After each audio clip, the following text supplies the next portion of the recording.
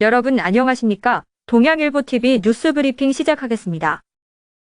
26일 한미 정상회담에서 한국에 대한 미국의 확장 억제 공약을 담은 별도 공동성명을 발표할 것임을 공식화하면서 성명에 담길 확장 억제 강화 방안에 관심이 쏠립니다. 양국 정상이 정상회담을 한 후 확장 억제와 관련한 별도의 문서를 내놓은 것은 이번이 처음인데요. 이는 한미동맹 70주년을 맞이해 북한의 핵미사일 도발에 대응하는 데 있어 양국 공조가 흔들림 없다는 한미 정상 간 의지를 부각하는 의미가 큽니다. 이번 확장 억제 공동성명에는 한국의 독자 핵무장론 여론을 잠재우고자 한미 간 공조 체계의 내실화 등을 통해 미국 해구산에 대한 신뢰도를 한층 높이는 방안이 담길 것으로 예상됩니다.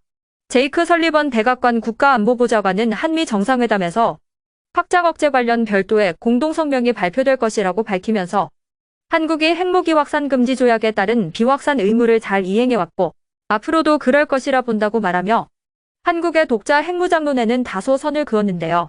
아울러 이번 정상회담을 계기로 차관급 EDSCG 등 한미 간 기존에 가동 중인 협의체를 상설 협의체로 만들어 상시적인 협의 체제를 구축하는 방안이 논의되는 것으로 알려졌습니다. 군벌 간 무력 충돌로 내전이 격화한 수단에서 탈출한 교민 28명이 서울공항에 무사히 도착했습니다. 교민들을 태운 시그너스 공중급유기가 서울공항 활주로에 안착하자 가족 친지들은 일제히 교민들에게 다가가 꽃다발과 준비해 온 선물을 건넸는데요. 교민들이 모두 내리자 작전에 투입된 요원 50여 명이 모습을 보였습니다. 이들은 대기하던 관계자들의 박수를 받으며 시그너스에서 내려와 이종섭 국방부 장관에게 격려하고 수단 교민 구출 작전 프라미스의 성공을 신고했습니다. 이날 서울공항에는 이종섭 국방부 장관을 비롯해 임종득 국가안보실 2차장, 한창석 행정안전부 차관, 이도훈 외교부 2차관 등이 나와 수단 교민들을 맞이했습니다. 실내 마스크 의무 해제와 해외여행 증가 등으로 민간 소비가 늘면서 1분기 한국 경제가 0.3% 성장했습니다. 성장률이 시장 예상보다 높고 한 분기 만에 역성장에서 탈출했지만 무역 적자 등의 순수출은 전체 성장률을 0.1%포인트 깎아내렸는데요. 한국은행은 반도체 등 IT 경기 회복 시점이 불투명하고 중국 리오프닝 효과 등이 지연되는 점 등을 반영해 조만간 올해 연간 성장률 전망치를 기존 1.6%보다 낮춰 잡을 것으로 예상됩니다. 1분기 성장률을 부문별로 보면 민간 소비가 오락문화, 음식 숙박 등 서비스를 중심으로 0.5% 증가했는데요. 신승철 하는 경제통계국장은 하반기로 갈수록 IT 부진도 완화하고 중국 경제 회복도 우리나라 경제에 영향을 미칠 것으로 기대된다고 밝혔습니다.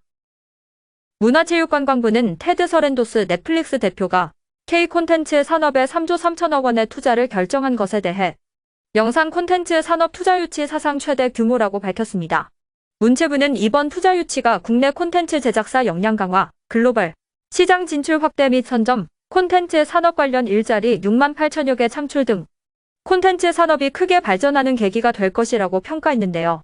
또 글로벌 제작 경쟁력을 가진 국내 제작사가 늘어나는 것은 물론 콘텐츠 제작 수요 증가로 제작 인프라가 확충되고 제작 기술이 고도화하는 효과도 뒤따를 것이라고 내다봤습니다.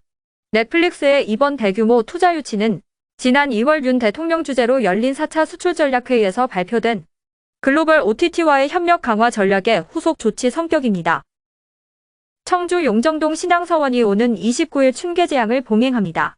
이날 춘계제향에서 초원관은 신학휴 청주 상당구청장, 아헌관의 송재웅 후손, 종원관은 이강선 장이가 맡았는데요.